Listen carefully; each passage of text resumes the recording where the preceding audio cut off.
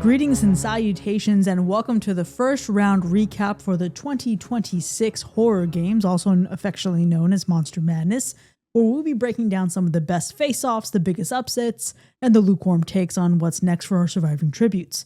My name is Kris. I'm your host and mentor for District 4, the slashers in this year's games. And with us we had the Monster Madness game maker herself, Chel. This first round saw 64 tributes enter the arena, and they set out to prove their worthiness. Chel, what can you tell us about this first round of play? Of the 64 that set out on that first day of March to represent their districts proudly, unfortunately, 32 of them failed to do so and are being sent licking their wounds back to their districts. But as half falls, the other half rises, and we have 32 tributes preparing for the next round of battle. It was incredible to see the fervor with which our districts and our capital were cheering, and alliances were made for their favorite contenders and their favorite tributes. The bloodshed was fierce, and it was incredible to see the tradition of the horror games start in such an incredibly strong way. And really, when we think about the strength of that start, we had some that were absolute blowouts. Starting with Chel, you've mentioned it as we're going through the week with the voting. It seems as though Dracula was dominating and Dr. Morris never stood a chance.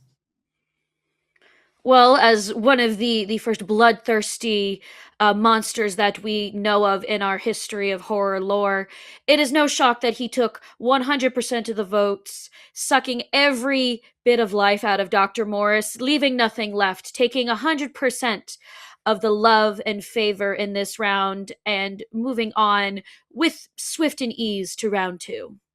And let me tell you, folks, it's a little embarrassing when you don't even get one vote, not even an accidental vote. Dr. Morris, you have much to be ashamed of. But while the Dracula and Dr. Morris showdown was vast and a cavernous hole between the two, some of these races were much tougher to call. Starting with our Valentine seed, we had the Hard Eyes Killer versus Harry Warden. Yes, in this round, both motivated by love, these killers were again forced to see which was loved more in the eye of the public. And it was incredible to see just slash after slash the entire time. We were worried, Kris, that we may actually be forced to go to a tiebreaker with these two. But as luck would have it, or as love would have it, the Hard Eyes Killer did manage to pull out the win in this one. It is incredible that we're getting the polycule representation for the Hard Eyes Killer. Harry Warden, you fought valiantly. May you return in next year's games. But on the other side of the holiday, we had a tale of two Billies in two different matchups. But first, we had Billy from Black Christmas going up against Patrick Bateman from American Psycho. This was an incredible example of style in Patrick Bateman and survival with Billy from Black Christmas. These are two very different tributes being forced to face each other, and it was fascinating to see just how close they could make it, coming from very different ends of the spectrum and still demanding down to one of the very last votes to decide which one would be moving forward. And I have a sneaking suspicion that very last vote was from one of our Capitol citizens who actually commented on our poll and said, Billy, 'cause he's hot. I am not as well versed in the ways of love, but what the heart wants, the heart wants. Well, it's a little bit of a mystery. Billy, you only get to see, as we see in his district portrait here, a section of his eye, a little bit of hair. It seems like he has good cheekbones, perhaps, and he did have just enough mystery to win out over Patrick Bateman. Now, for the other Christmas Billy, we have Billy Chapman going up against Friendo the Clown, both of whom had movies done very recently and in theaters. Yes, and in this one, Friendo the Clown emerged from his cornfield ready to take it all. It was a hard fought match for the first couple days. swapping blows and neither one being willing to be the punchline of the joke, so to speak. But as the days went longer, it was very clear that Billy Chapman had the endurance and was able to make a breakaway at about day 3. And it was clear that there was no way that Frendo was going to make his way to the next round. It just simply wasn't possible. Now, we think about the dynamics of this race and the voting that took place. And what's interesting is that as we look at some of the rest of these matchups, it's important to remember what the filter was. As we had Dracula and Dr. Morris, as we had the Billies, as we had Frendo. For the first round, the game makers actually called upon us to act out of love for our favorite tributes rather than hate. Well, Kris, too often in this game we lean on the brains and the brawn, and not enough focus is placed on the heart of the game. Sometimes it can be the only thing telling us the truth. And in round 1, we felt it important to trust our hearts, to trust that love. Hence, love over hatred was the name of the game for this round of play. Most certainly. And obviously, while love came big and small in some of our previous races, we want to look at a few other key matchups that we saw in this first round. First off, with the Invisible Man. And he outranked Boris Karloff Special, who managed to only score 2 votes. Yes, it was a tragic day to see the absolute bloodshed from the beginning. It was very clear that he was out of his league and that the Invisible Man was playing a game that his contender had no right even playing in or even stepping foot into that arena. So it is going to be a long time before I think we see Mr. Hjalmar get back into our arena, but we're ready for him, and perhaps the broken heart he walked away with today will fuel him to maybe come back in the future. And the Classics District actually came up with a few solid matchups, because then we also had the iconic Cabinet of Dr. Caligari versus the Exorcist, or more specifically, Dr. Caligari himself up against Regan MacNeil, possessed Regan MacNeil. Yes, and this was a fascinating one. Reagan was very clearly up in the game. Never one for loving or trusting doctors. It was very clear that Dr. Caligari was going to have his work cut out for him in this round with Reagan. But fascinatingly, while Reagan thrived in this first round, her companion, her other half, if you will, Pazuzu, did not fare as well. Yeah, and I think it's really fair to say, when we think about Reagan and Pazuzu as a team, as a dynamic, teamwork makes the dream work. And in most cases, that would carry you very forward, except that Pazuzu himself went up against the Dream Master, Mr. Freddy Krueger, the Dream Killer. Now, folks, I don't even know how this was even remotely a competition, but again, Pazuzu managed to only get 2 votes, because it shows that without Pazuzu, behind every good demon, there is a strong woman making that demon scary. And in this case, it was Linda Blair. And we knew that anyone coming up against Freddy Krueger in this year's tournament was going to have his work cut out for him. It's very clear that after last year's loss, Freddy Krueger sharpened his claws and was prepared to take what was his, to achieve his dreams while haunting those of his opponents. Most certainly. But let's take a look at another iconic slasher who actually stepped in over in the slasher district. And that was what I like to affectionately known as the J Crew. We had Jason Voorhees versus John Carver. Jason, who honestly has had a tremendous year. In this year alone, we have 3 Friday the 13th. Last year, we had a Friday the 13th on his birthday in the summer. What an absolute domination Jason had over John. John Carver clearly did not count enough of his blessings before he came into this tournament, because there wasn't even a conversation. Jason carved him up and served him for dinner without even a second thought. And it's very clear that Jason, also a favorite in last year's, is ready to come back, is ready to be the slasher that Michael Myers was last year, our prior victor. He is not one that is going to lay down and die. He is going to continue to come back this year. And John Carver was simply fodder in the way towards his goal. What I think is also fascinating to take a look at is that Jason really had a lazy start last year. He really lucked his way throughout the entire bracket. And today, we see that he is a changed man, supercharged by his summer birthday last year and not taking anything for granted. Now, let's actually look back at the Classic District because we had a little bit of a surprising turnout, Chel. Yes, absolutely. The tournament, the face-off that everyone has been abuzz about is the face-off between the Wolfman and the Bride.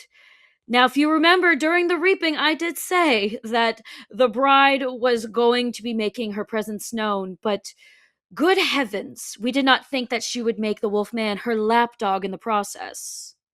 Well, I look back at the Wolfman and I see him as predatory. Not as a predator and a villain, because as we saw in the original film, he is the hero of the story. But look at how he treats the women in that film. Now, the Bride vanquished the Wolfman. I also think it may have been because the Wolfman had a really bad movie this year. Now, let's actually consider for a moment another set of movies that have come out, because we had over in the Slasher District the Kevin Williamson seed.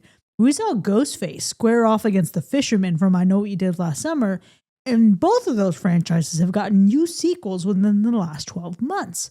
But, of course, Ghostface proved to be the host face with the most face, apparently, and dominated the Fisherman despite recent sentiments towards the franchise.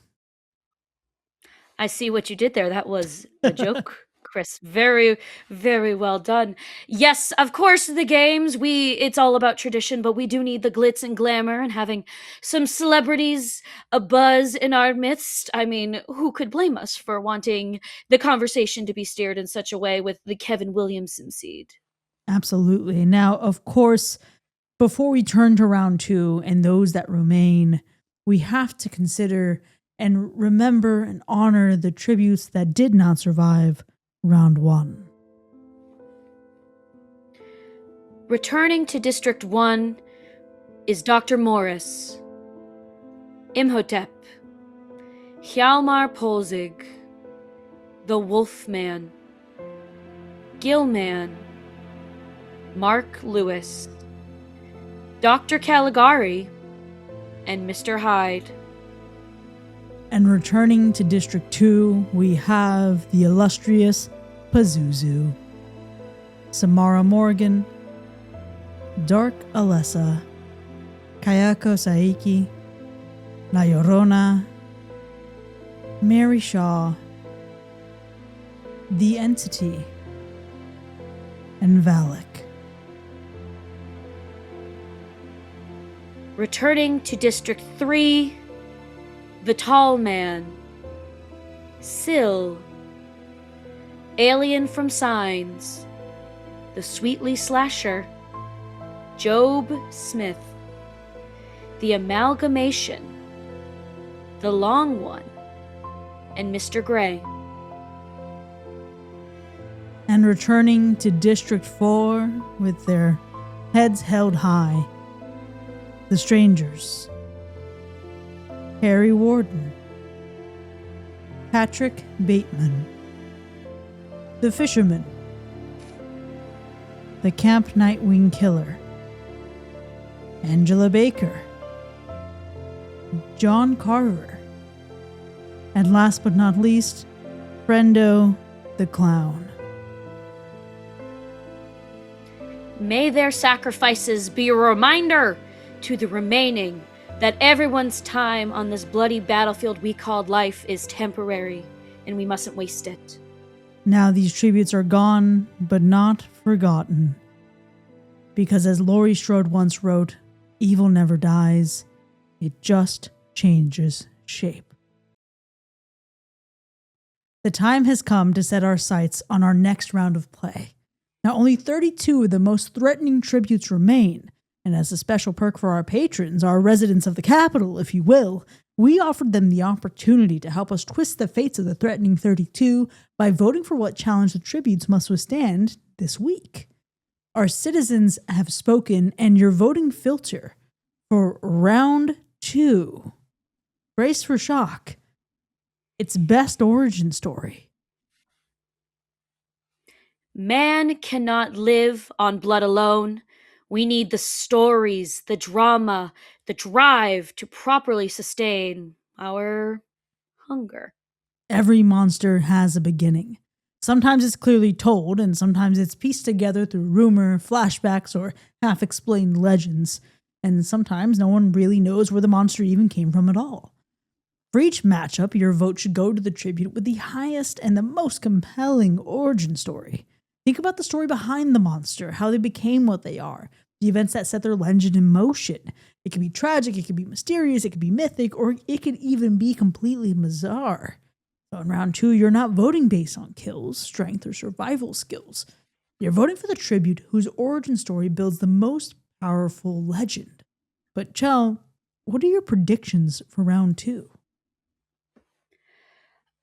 I'm going to take us back to last year's horror games and remind us all of the fervor that the fans had for Leatherface. Now, if you remember, he did not last long. He was felled by Godzilla in the second round of play, but the fans did not disappoint this time around. They came out swinging, and I'll tell you what, eyes are on Leatherface. And as we enter the origin stories, as they face off against the urban legend killer, I think we will see a great deal of conversation about whose origin story is better, more terrifying, if you will. And really, let's take a moment to dissect this, because Brenda Bates, the urban legend killer, at least from the first film, has one of the most elegant origin stories in slasher history. Her fiancé was killed by a thoughtless prank inspired by urban legend, so she said, hold up, let me wield an unparalleled level of petty. She enrolled in the university of the girl responsible. She became her best friend, and then she built a killing spree structured entirely around the folklore that destroyed her very life. Every murder becomes a callback. And Leatherface is actually a different kind of origin entirely, and a more complicated one to pin down, because like Halloween, the Texas Chainsaw Massacre franchise has cycled through multiple reboots, timelines, and contradicting canons across 9 films spanning nearly 50 years, but the emotional core holds across all of them. A child born into or adopted by a family of killers in rural Texas, and he's shaped entirely by violence before he's even old enough to understand what it is, and he's handed a chainsaw as a birthright. So no version of Leatherface chose this life, but Brenda chose every single step. The matchup in this round of voting is really a question of which origin hits harder, the one born from a thirst for vengeance, or the one born into a bloodthirsty family. And of course, if we're going to be talking about origins in their films, Leatherface has always had his origin laid out for the viewer wherever you have seen him. His story is there in his family, in his backstory, in his face, and his brutality in his work. But the urban legend killer, it takes us a little bit longer to understand the origin story. It takes us an entire movie before we realize who the urban killer legend killer is and why she has such a thirst for blood. Absolutely. Now, another mystery that remains to us all is really who the hell's going to come out of District 3, because there's a lot happening over there, Chel. Like an alien language, there is not much rhyme or reason happening above us in the stars of District 3. It's very hard to follow how the games are being played in that district, and it's very hard to tell who may emerge victorious and who will be sent to a galaxy far, far away, licking their wounds. Absolutely. Now, I'm not sure who's going to be licking their wounds between our next matchup, and that comes over to us from District 2. And for me, Chel, this is the most compelling matchup in round 2 for origin story purposes, largely because both characters are born from injustice. Both transcend death through belief and invocation. The differences are actually in scale, intent, and cultural weight. When you consider Freddy Krueger, He was literally conceived in a mental asylum, raised by an abusive alcoholic, bullied into violence, a child predator at worst, and then just a child murderer at best. And then he was burned alive by a mob of parents after he escaped the clutches of the justice system on a technicality. And even then, he continued killing in the dream world. Now, in the film series, Candyman is depicted as an African American man who was brutally murdered for a forbidden 19th century interracial love affair. He was a talented, educated artist who fell in love with the right woman, but in the wrong century. And a racist mob sawed off his hand, covered him in honey, and let the bees sting him to death while chanting a name meant to humiliate him. He returns as an urban legend, and each and every known Candyman represents a manifestation of the brutalities, the horrors, and the disenfranchisement of the African American community. And this is the hardest for me, this is the hardest matchup in round 2, because Freddy's origin is crafted and escalates across a popular 80s franchise, but Candyman's origin is found. It's pulled from the actual record of racial violence in America and given supernatural form. Freddy's story is personal, but Candyman's story is collective. So I think the question becomes whether the people respond to a villain built with extraordinary fiction versus an icon who's built on extraordinary truth. And I think the thought of location mustn't be forgotten this as well, because as we learn the origin story of Freddy, it is in our nightmares. It is as we close our eyes to go to sleep at night, near death, as the little death as sleep is.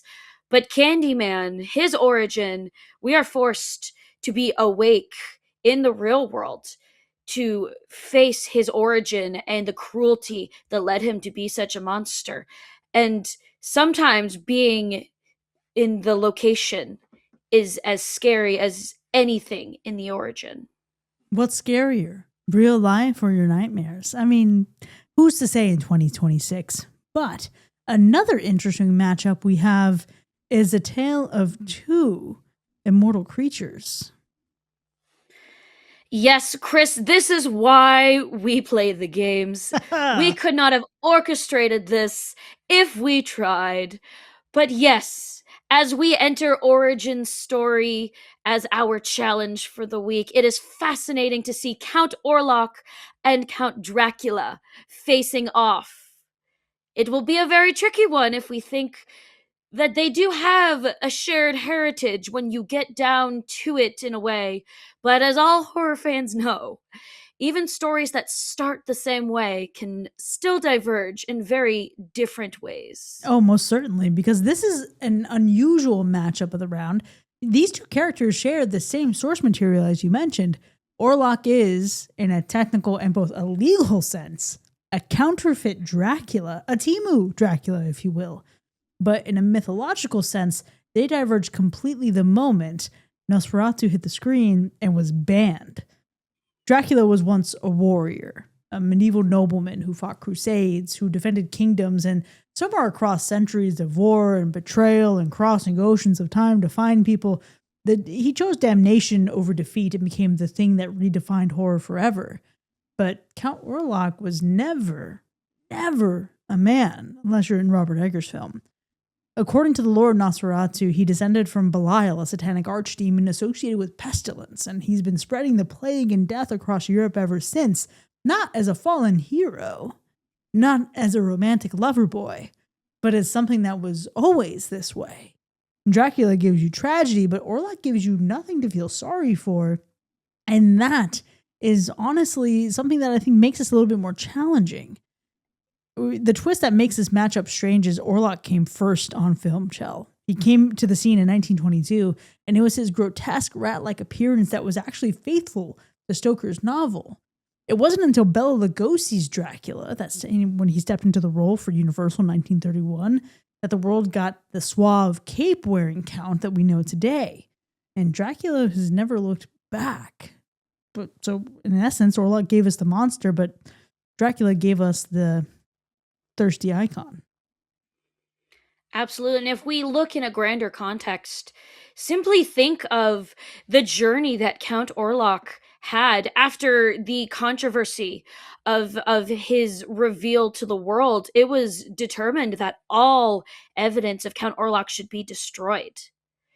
The reason that we know the origin or even the name Orlok is because at some point a brave soul decided to save Orlok and his story were for safekeeping. One day, being able to share it with the masses again. And while origin stories are all about how you start, in this one, I do think we need to also take note of how one finishes. Sometimes it's not about who did it first, it's about who did it best. Or sometimes also who did it first. Now, one of the things that I think is important is to notice that as we go into this next round of voting, when our tributes enter the arena, they're going to have been gifted a glow up, if you will. All of them with fresh icons and the official symbol of their district to remind us and them who they fight for. These official portraits were made possible by some very generous funders who wanted to see to it that even when facing death, one must always look their best. And after all, this is a game, this is a show, and if we aren't putting on a good show, then what was the point of it at all? Absolutely. Now, there you have it, folks. We've completed our first round of play in the 2026 Horror Games Arena, but the fun and the bloodshed have only just begun because the time is now to vote for the Threatening 32. As we bid farewell to the many tributes who have left the games too soon in this first round, we look to a new day and the next round of play. Voting for round 2 will begin on March 6th at noon and will end on Monday, March 9th. Good luck, and may the scares be ever in your favor.